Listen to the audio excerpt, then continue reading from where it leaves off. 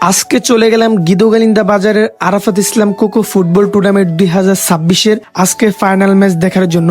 আর এটি চাঁদপুরের মধ্যে সব থেকে বড় এবং ব্যয়বহুল ফুটবল টুর্নামেন্ট খেলা, হয়তো সেটা দর্শক দেখলেই বোঝা যায়। তো আজকে কোন দুটি দলের মধ্যে ফাইনাল খেলা হচ্ছে সবকিছু থাকছে আজকের এই ব্লগে, তাই সবাই ব্লগটি শেষ পর্যন্ত দেখবেন। আসসালামু আলাইকুম এভরিওয়ান, কেমন আছেন সবাই? আশা করি সবাই অনেক ভালো আছেন। তো আলহামদুলিল্লাহ, আপনাদের দোয়া এন্ড আপনাদের ভালোবাসার নতুন আরেকটি ব্লগে আপনাদের সবাইকে স্বাগতম। তো আজকের ব্লগটি হচ্ছে গিদোগালিন্দা বাজারের আরাফাত ইসলাম কোকো ফুটবল টুর্নামেন্ট 2026-এর আজকে হচ্ছে গ্র্যান্ড ফাইনাল ম্যাচ। তো ফাইনাল ম্যাচ দেখার জন্য আমি সর্বপ্রথম বাড়ি থেকে বের হয়ে গেলাম। তো আজকে আমরা যাব হারুন ভাই এবং কি বিপ্লব দাদা এবং আমি, আজকে আমরা তিনজনে চলে আসলাম গিদোগালিন্দা বাজারে।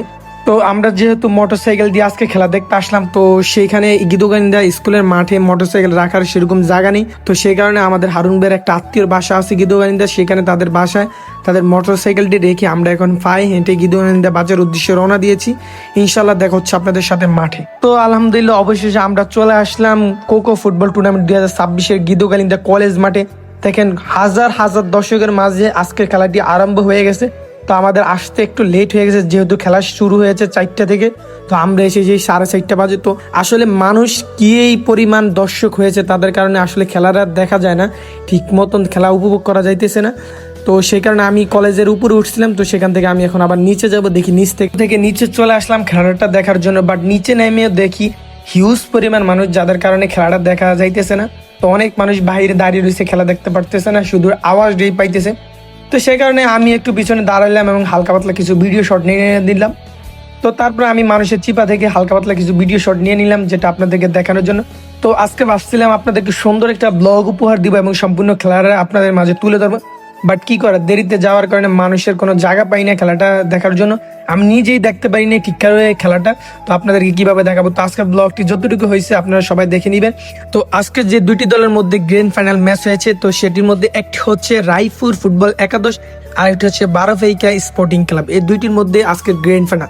তবে আজকের খেলাটি যতটুকু দেখলাম, আসলে আজকের খেলার মধ্যে সব থেকে হার্ড খেলেছে আর কি রায়পুর স্পোর্টিং ক্লাব। তো খেলার হাফ টাইমের মধ্যে রায়পুর স্পোর্টিং ক্লাব দুর্দান্ত খেলা খেলেছে, বাট কোনো গোল দিতে পারে নাই। 0-0 গোলে হাফ টাইম শেষ হলো। হাফ টাইমের পরে আবার তাদের দুইটি দলের দুর্দান্ত খেলা হয়েছে। আসলে আজকের খেলাটা অনেক হার্ড হয়েছে আর খেলাটা দেখতে সেই লেগেছে। আসলে যেই পরিমাণ দর্শক, আসলে দেন স্কুলের চারপাশ দিয়ে ভ্রমণগুলোতে মানুষের ভরপুর এবং কি নিচ পর্যন্ত, এমনকি রাস্তাটা পুরোটা ব্লক দর্শকের কারণে। তো অবশেষে আজকের খেলাটির টাইম ওভার হয়ে গেছে। তো দুটি দলের গোল হচ্ছে 0-0। তো সেই কারণে আজকের খেলার কর্তৃপক্ষ দ্বারা খেলাটিকে প্লান্টিকের মধ্যে নিতে চেয়েছে। তো এখন প্লান্টিক শট হবে। আসলে আপনাদের কাছে ভিডিও শট দেখাবো, ওরকম কোনো ক্যাপাসিটি নেই। তো সেই কারণে আমি অন্য সাইট থেকে ভিডিওটা ডাউনলোড দিয়ে আপনাদেরকে দেখালাম। তো দেখেন ভিডিওটি শুরু হয়ে যাক। প্লান্টিক শট, তো অলরেডি প্লান্টিক শট শুরু হয়ে গেছে। তো দুটি দলের মধ্যে দেখি কারা আজকে উইন হয়।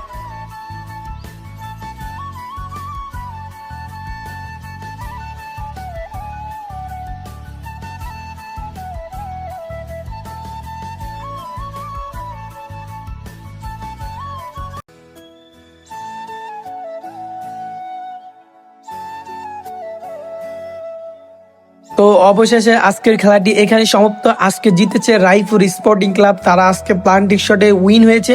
আর হচ্ছে বারোফেইকা স্পোর্টিং ক্লাব, তারা আজকে দল জিততে পারেনি। তারা ইনশাল্লাহ পরবর্তীতে তারা জিতার ট্রাই করবে। আসলে আজকের খেলাটি যে আরাফাত ইসলাম কোকো আমাদের চাঁদপুরের মধ্যে সব থেকে বড় এবং ব্যয়বহুল খেলা হচ্ছে এই গিদোগালিন্দা ফুটবল টুর্নামেন্টটি। ইনশাল্লাহ আপনারা আগামী বছর আবার যখন খেলা হবে আপনারা আসবেন, দেখবেন।